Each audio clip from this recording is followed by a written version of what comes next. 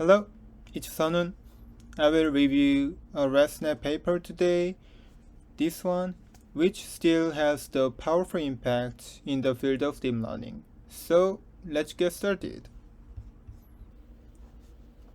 So ResNet paper is written by K Min-hee when he worked for Microsoft. And I think this paper is one of the most cited paper in the field of deep learning. It has been cited for 140,000 times for now. So why this paper has the powerful impact till now? I think there are two main reasons. First one is ResNet introduced a residual connection for the first time, which is being used in the state-of-the-art models like Transformer and UNet and YOLO, etc. And second, ResNet enabled neural networks to stack layers extremely deep in the field of deep learning. So we can estimate how important ResNet is in the field of deep learning. So I want to point out the definition of a function before getting into detail for helping you to understand this paper better. So what is a function?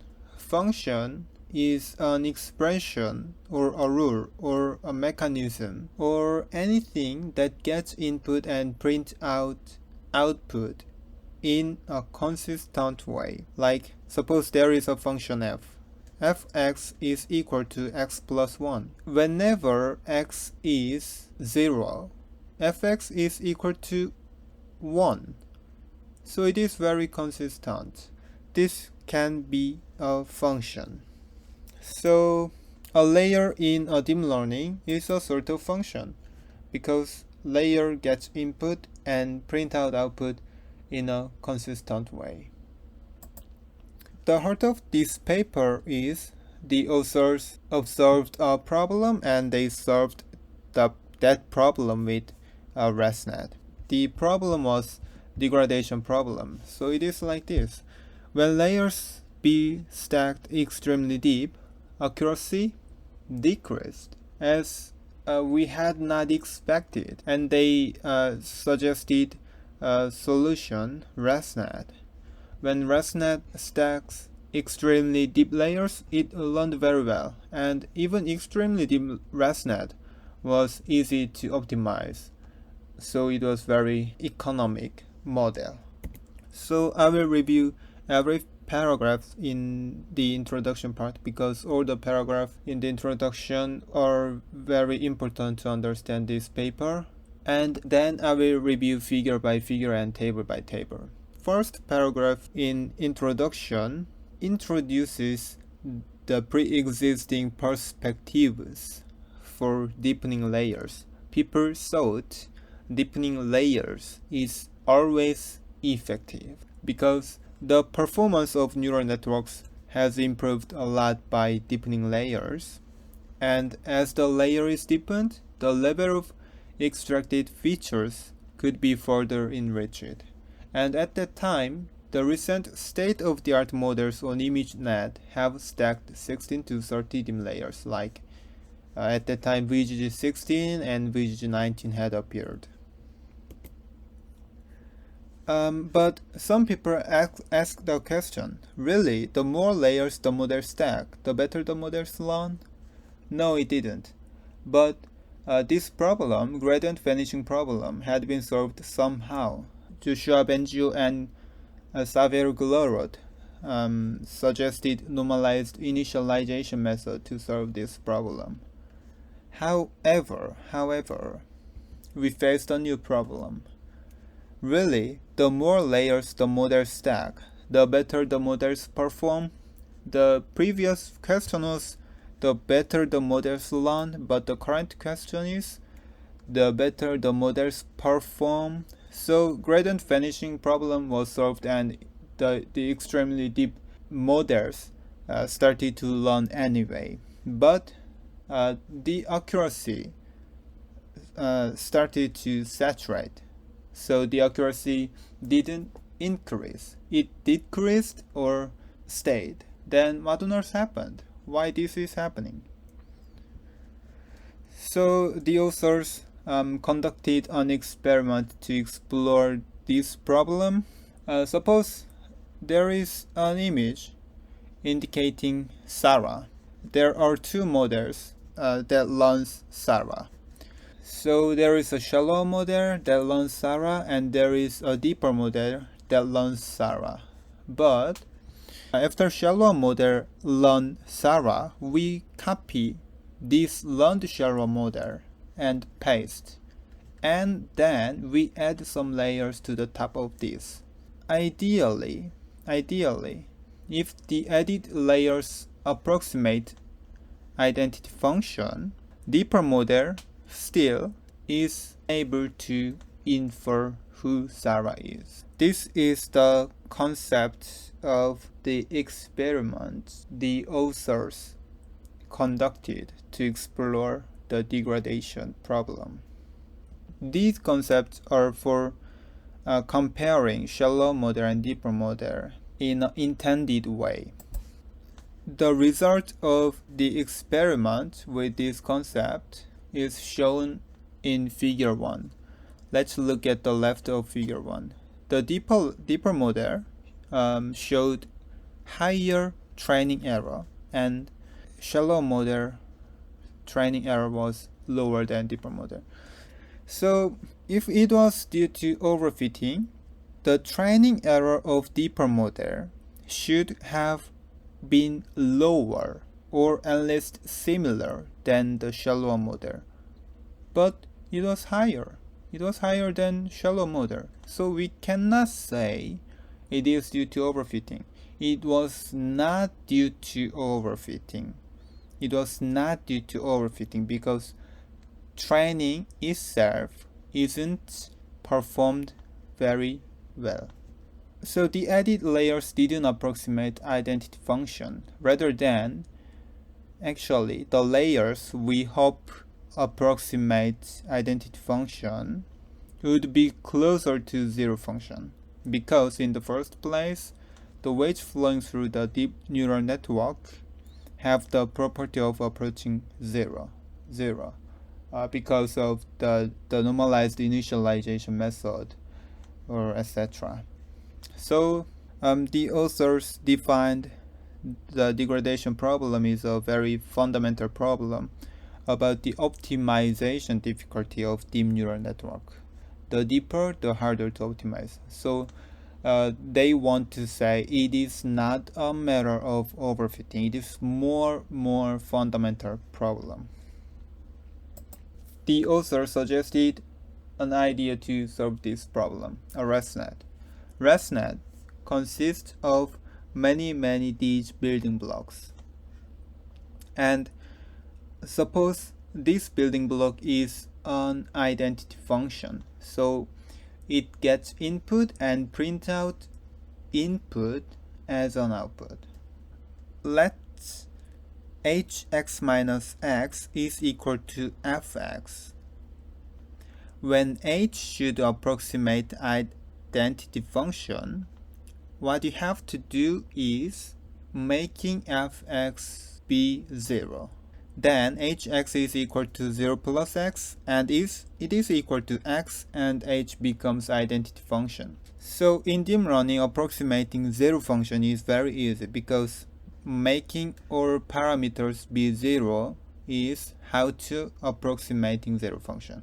For fully connected neural network or convolutional neural network, all operations is multiplying and adding. So making all parameters be 0 is making the output be 0.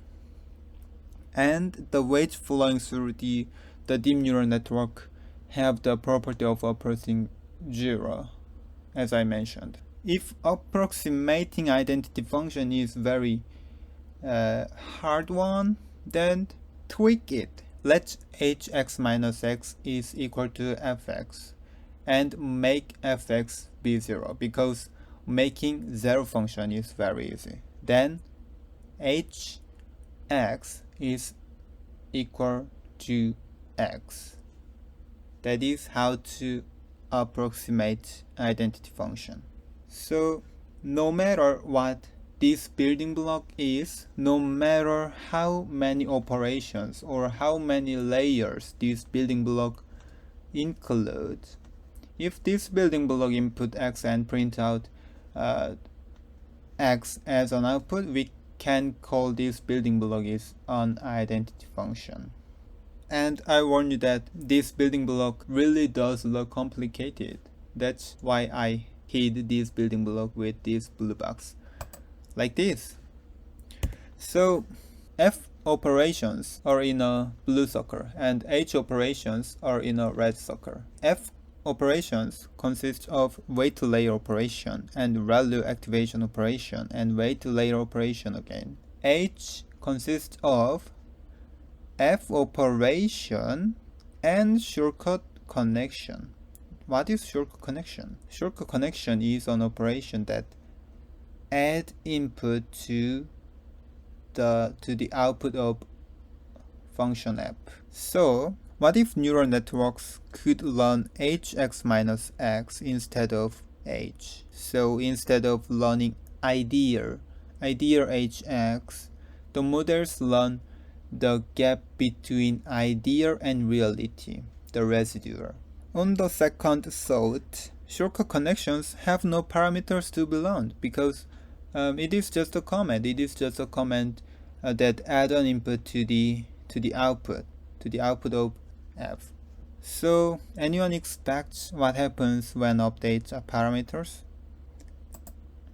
Only f updates. Only f learns. So the function of shortcut connections is without additional parameters. It enables neural networks to learn residual function f. And because there are no additional parameters, plain networks and ResNet can be compared fairly. So with this architecture, ResNet is constructed and many experiments had been conducted with ResNet. So last 3 paragraphs in introduction part summarizes the result of experiments with ResNet. When used ResNet, even extremely deep neural networks was easy to optimize. But for PlaneNet, the result was vice versa. When networks deepened, the training error increased. And the deeper the network, the higher the accuracy with ResNet, not PlaneNet. And ResNet recorded the best accuracy among the state-of-the-art models. And they have conducted experiments with Cypher10 as well, because to show those results are not limited to a certain data set. And with extremely deep layer, ResNet was the deepest one ever, but still fewer parameters to learn than VGGNet. It's thanks to shortcut connections. And ResNet has won these competitions, and so ResNet is not limited to a certain computer vision task like classification. From now, I will review figure by figure and table by table. Figure 3 summarizes the architecture of VGG19 and PlaneNet and ResNet with 34 layers. So for PlaneNet, if the feature map size has been halved because of the stride to convolution, the number of filters should be doubled to preserve the time complexity of each layer, and it is inspired by VGG philosophy. And ResNet is a combination of PlaneNet and shortcut connections, as we have seen. So we can see the arrow that connects input and the output of residual block. But there are 2 cases. When dimension stays, identity shortcut is used, and when dimension increases, there are 2 options to make the dimension be identical. First one is zero padding shortcut, second one is projection shortcut. For operations of fx plus x, fx and x should have the identical dimensions, like this. If not, making the dimension is required. So table 1 summarizes the architectures of ResNet with different layer numbers. We can see the output size of each layer, but when enter a convolution layer, the output size be halved because of stride 2 convolution. But these convolutions is with stride 1. If you look closely, there is something strange. Even if these are with stride 1, 3 by 3 convolution make the dimension decreased, because if 3 by 3 convolution is done, the output size should have been 54 by 54 by 64, but it is staying. So I looked into the source code of PyTorch and I found there is a padding when 3 by 3 convolution is performed. So I have modified table 1 with padding time information. So like this. So with these architectures, they have conducted an experiment on ImageNet 2012 classification dataset. The dataset is very complicated dataset because there are 1,000 classes and 5 million validation set. This table 2 compares PlaneNet and ResNet. So when PlaneNet deepened, the error increased, but when ResNet deepened, the error decreased. So results are like this. The deeper the PlaneNet, the higher the error, and the deeper the ResNet, the lower the error, as we had expected ignorantly before. And figure 4 shows the error transition curves of these experiments.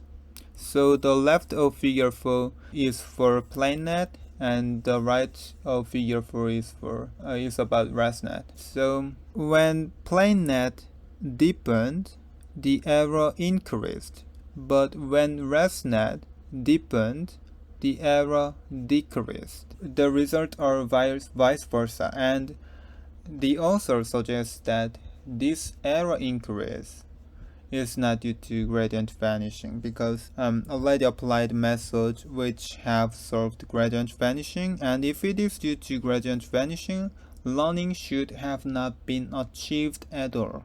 But as you see here, Plane 34 has competitive accuracy. It means learning is being achieved to some degree. So let's summarize table 2 and figure 4. Degradation problem can be solved with residual learning. When ResNet deepened, training error and validation error decreased. So training error, the thin curves denote training error and bold curves denote validation error. And for ResNet, training error and validation error decreased when ResNet deepened. And verify the effect of residual learning in deep neural networks, because compared to PlaneNet, ResNet 34 decreased error 3.5% compared to Plane 34. And ResNet optimized much faster than PlaneNet. So when neural network is not very deep, PlaneNet and ResNet is not very different. PlaneNet performs quite good, but you should still use ResNet because it optimizes very fast. Table 3 compares the error rate of pre-existing models, PlaneNet and ResNet, according to the layer number and which options ResNet had used. For operations of fx plus x, fx and x should have the same dimensions. For making the dimensions to be identical, zero padding shortcuts are used or projection shortcuts are used. Zero padding shortcuts is to add channels which have zero values, so there is no parameters to be learned. But for projection shortcuts, we do one by one convolution for doubling filter numbers. there are parameters to be learned because it is one-by-one convolution. And option A indicates zero padding shortcuts are used when dimension increases, and identity shortcuts are used when dimension stays. And zero padding shortcuts and identity shortcuts are commands, so all shortcuts have no parameters to be learned. Option B indicates projection shortcuts are used when dimension increases.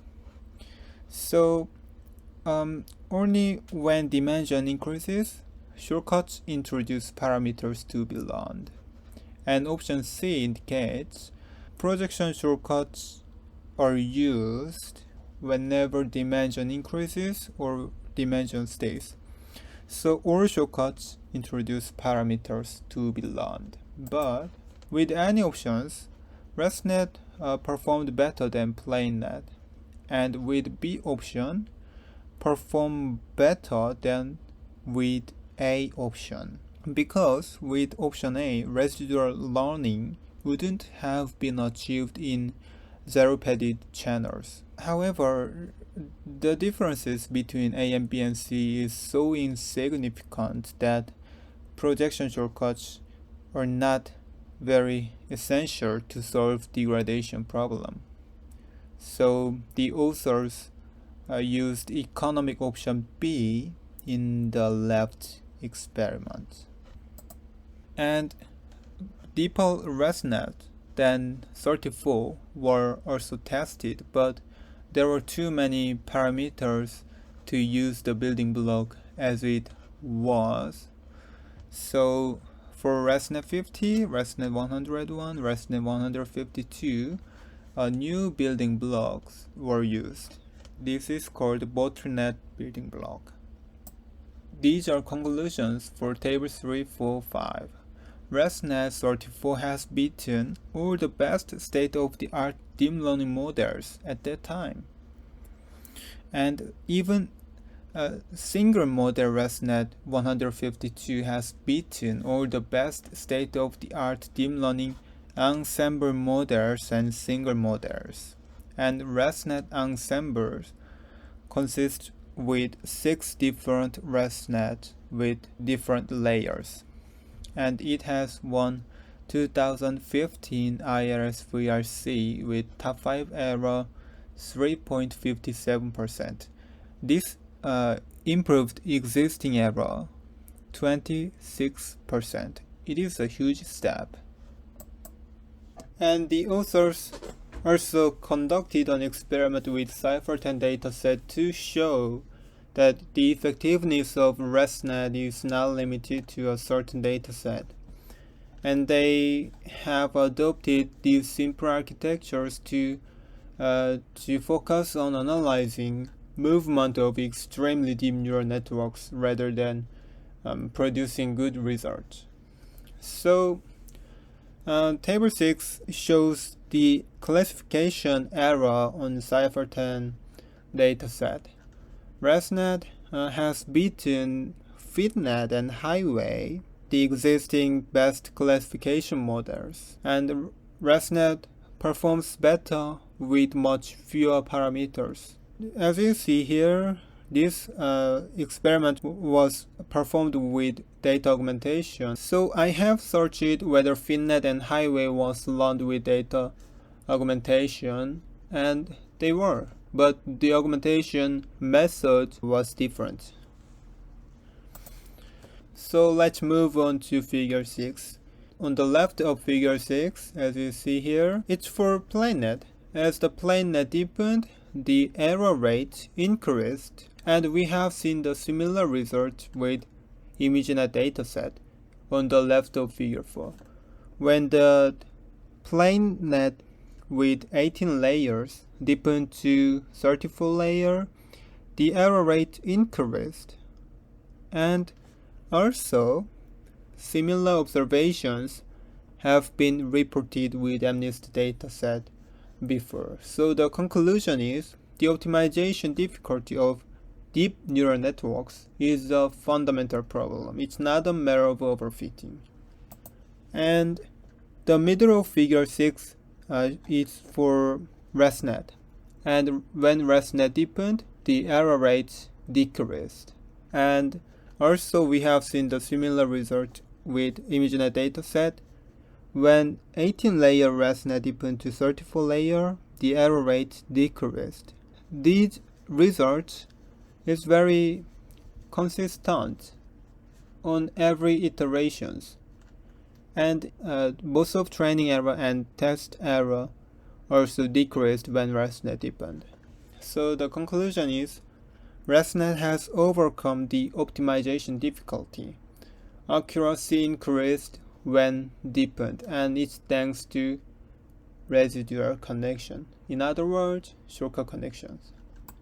Right of the figure 6 shows a little bit different thing, because when 110 layer ResNet deepened to more than 1000 layer, the test error increased. But the author suggests this may be due to overfitting, because the training error of ResNet 110 and 1202 both are very low and similar. So learning is done anyway, but ResNet with 1202 is overfitted to the training dataset too much. So the authors speculate that ResNet 1202 would be unnecessarily large model to train small datasets such as Cypher10. And figure 7 shows the standard deviation of output of each layer according to the layer index. Since ResNet learns residual, it was expected that there would be smaller layer responses than PlaneNet, and figure 7 supports such expectations. And table 7 and table 8 shows the mean average precision on object detection task. They show ResNet is not limited to a certain computer vision task like classification, and ResNet has won these competitions. So the authors wrap up this paper emphasizing on the effectiveness of ResNet on the other computer vision tasks as well as classification. And it's the end of this paper. So we have reviewed ResNet paper together, and we have seen how ResNet is so powerful till now in deep learning. There is my blog URL in the description, and you can find the summarizes of this review. So see you.